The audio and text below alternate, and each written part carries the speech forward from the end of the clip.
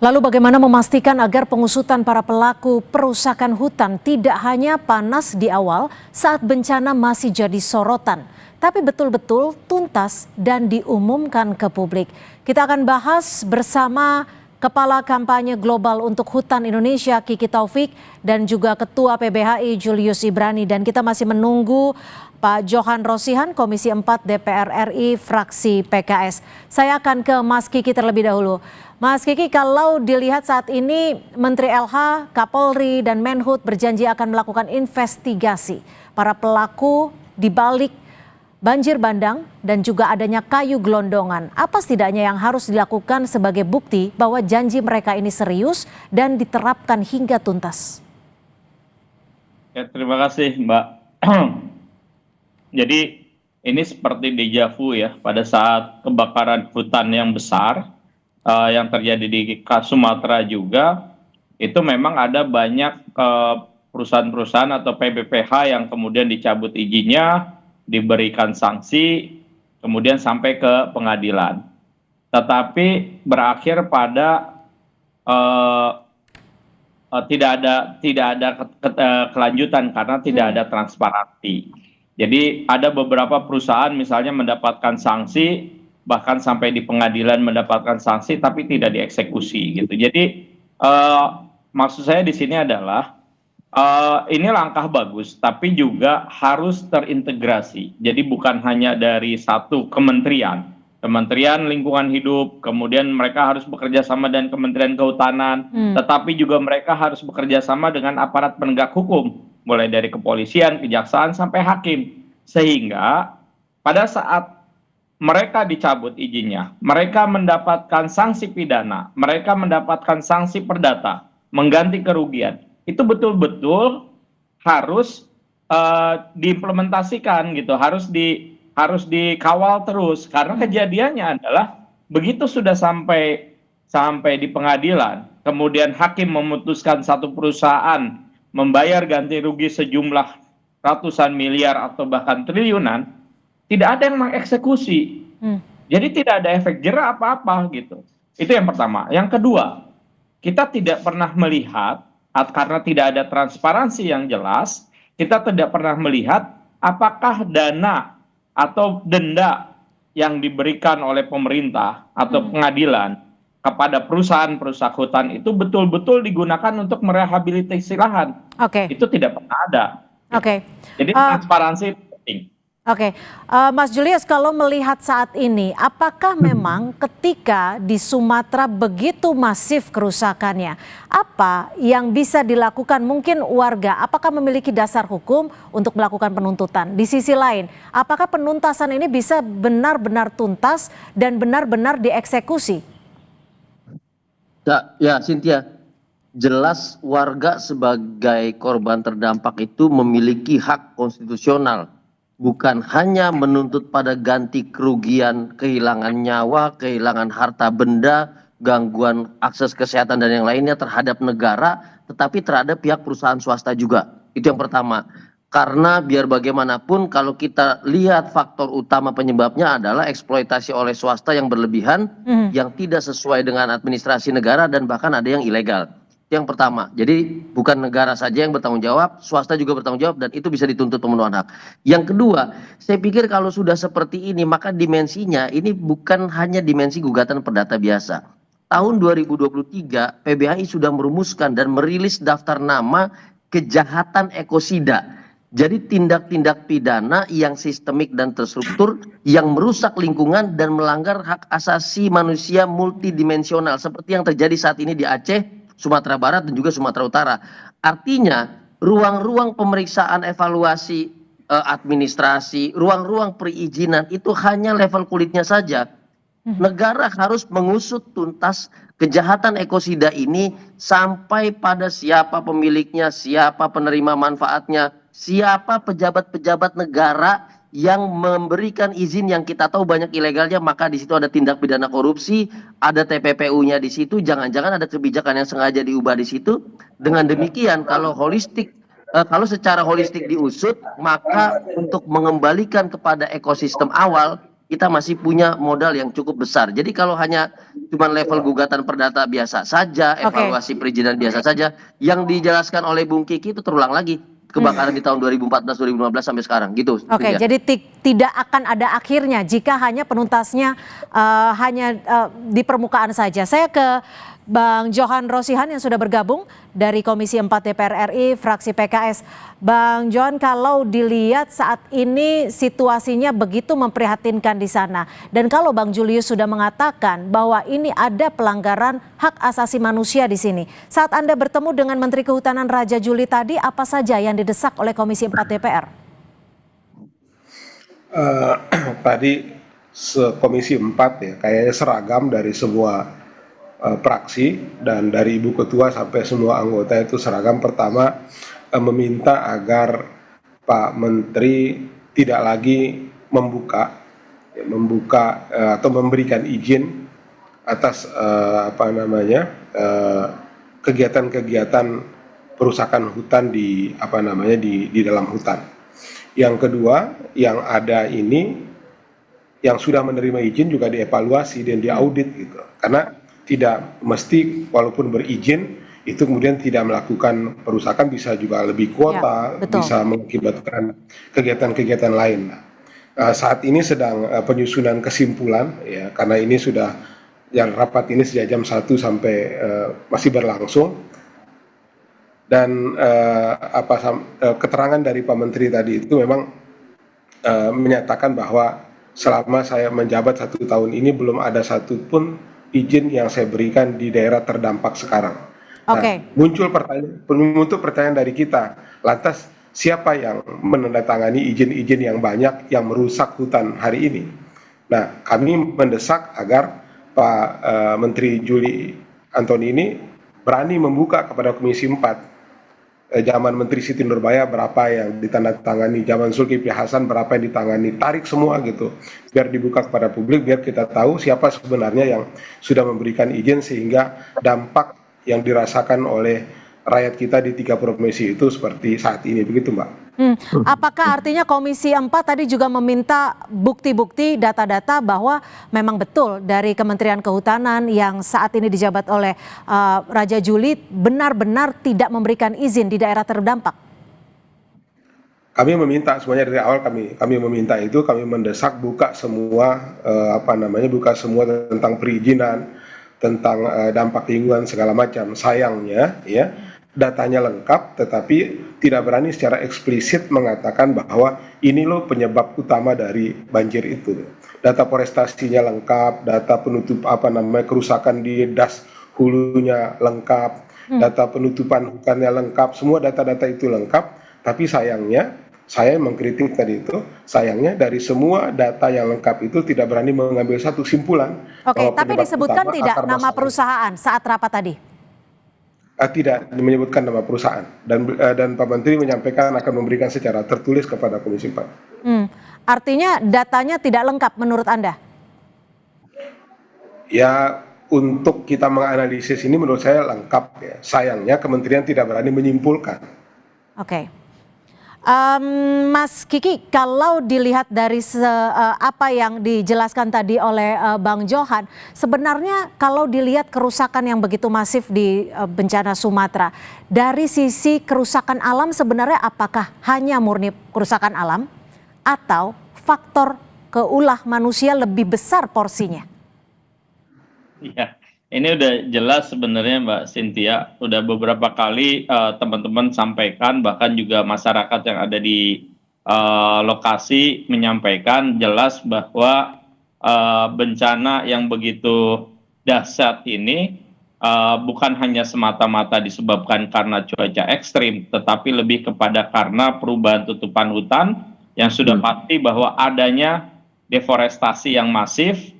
Dan kemudian baik itu dilakukan oleh industri kelapa sawit, oleh industri tambang, ataupun bahkan industri pulp and paper, itu nyata terjadi. Nah sebenarnya tidak terlalu sulit untuk Kementerian Kehutanan atau Kementerian SDM untuk memberikan data, karena mereka itu adalah kementerian yang memberikan izin. Jadi mereka juga melekat pada mereka juga pada saat mereka memberikan izin, mereka juga punya kewajiban untuk memonitoring gitu. Nah, pertanyaannya adalah, Jadi menurut Anda ini kan- cukup anehkah ketika datanya tidak disebut secara gamblang, tidak disebut secara clear saat rapat terjadi, saat rapat tadi?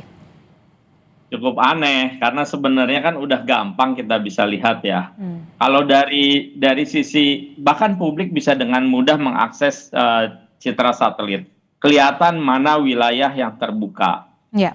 Dengan teknologi saat ini, tinggal di-overlaykan dengan data konsesi, batas konsesi, bisa langsung kelihatan siapa yang harus bertanggung jawab. Kan itu yang ditunggu sama publik.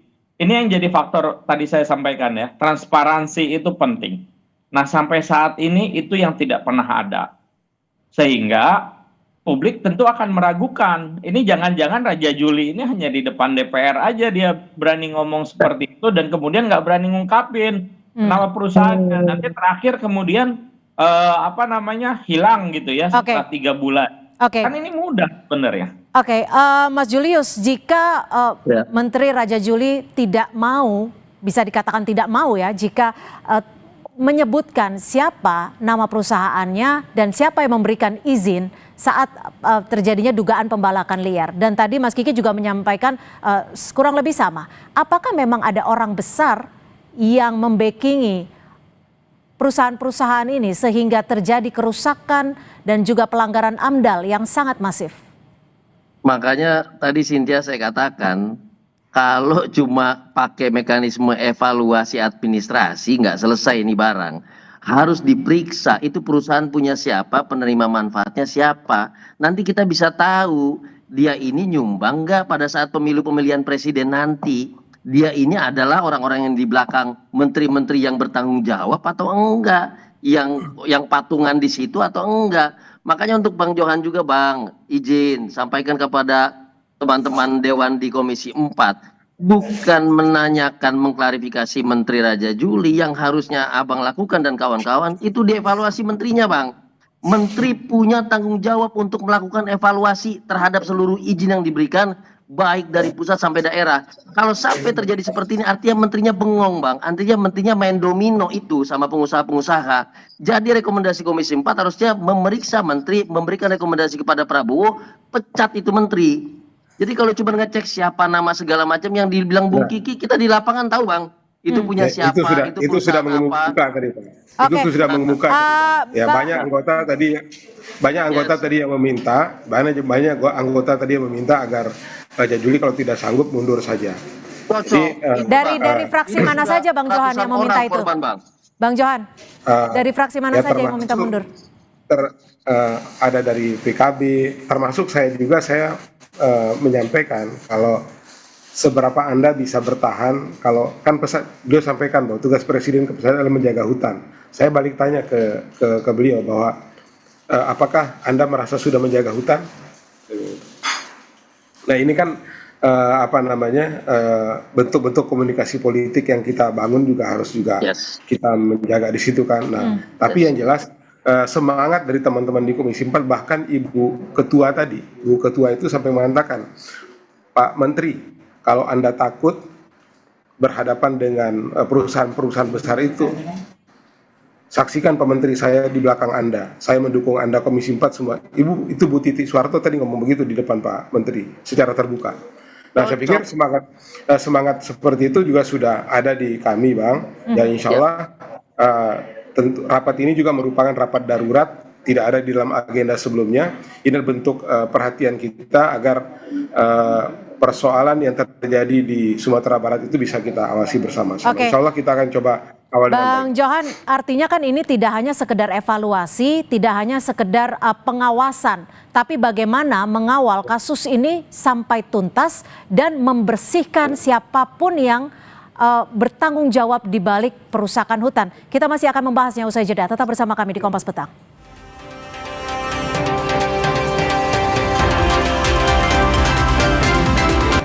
Pengusutan para pelaku perusakan hutan harus ditindak hingga tuntas dan harus diumumkan ke publik siapa pemain besarnya, siapa yang membackingi pengusaha-pengusaha yang dinilai ataupun terbukti melakukan perusakan. Mas Julius, dengan kasus ini, dengan peristiwa ini, musibah ini, apa yang paling memungkinkan untuk dilakukan? Apakah pidana, perdata, atau justru class action? Ada tidak presiden yang bisa menguatkan untuk menuntaskan kasus ini?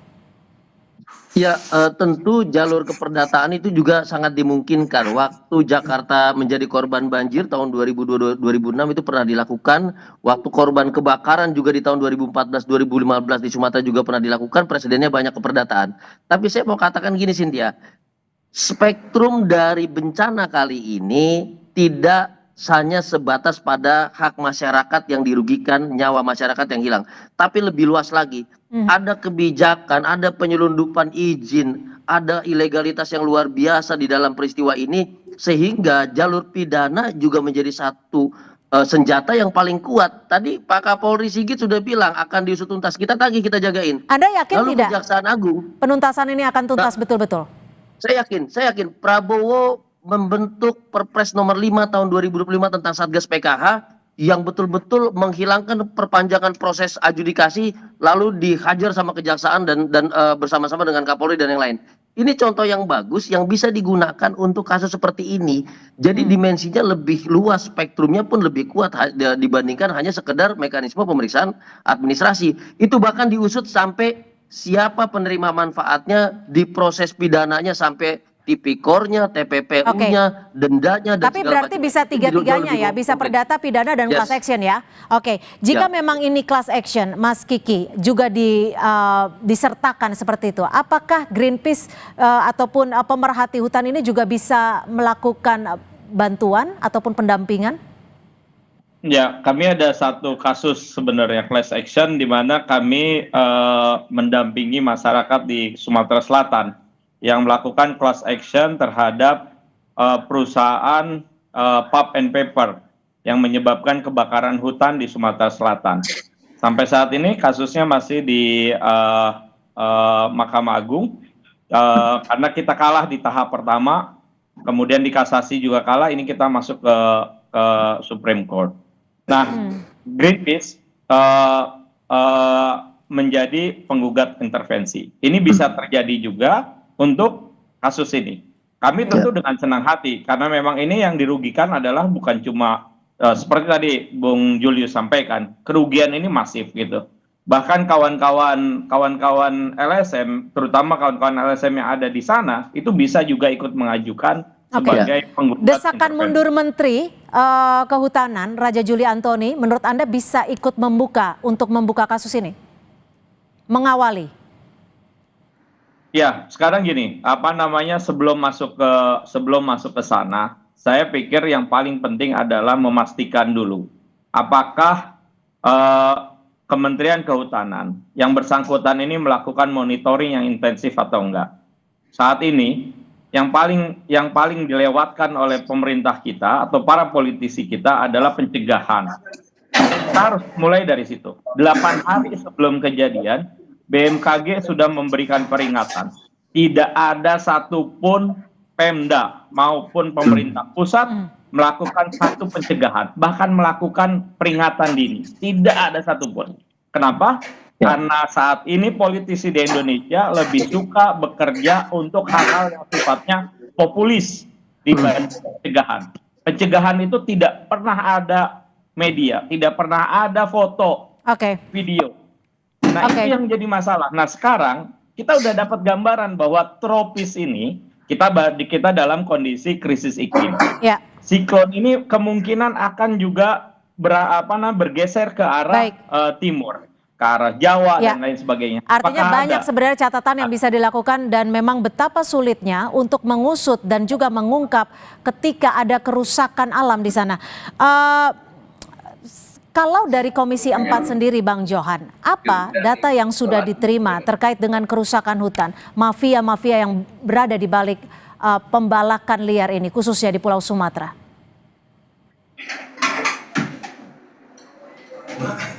Bang Johan. Gimana Mbak? Gimana tadi? Kalau dari Komisi 4 sendiri sudah memiliki data sejauh mana terkait dugaan adanya pengusaha yang melakukan perusakan? Baik, mohon maaf Bang Johan, kita akan menyaksikan secara langsung pernyataan dari Menteri Kehutanan Raja Juli Antoni yang baru saja baru selesai. Oke. Ya, oke, siap Pak.